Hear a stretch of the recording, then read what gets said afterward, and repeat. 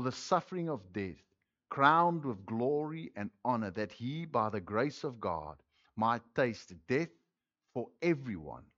For it is fitting for him, for whom all things and by all things are all things, in bringing many sons to glory, to make the captain of their salvation perfect through suffering.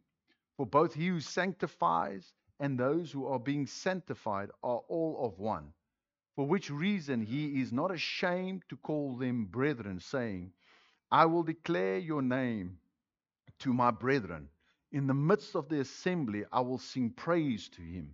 And again, I will put my trust in him. And again, here I am and the children whom God has given me. Inasmuch that then, as the children have partaken of the flesh and blood, he himself likewise shared in the same, that through death he might destroy him who had the power of death, that is, the devil. You've got to say amen there.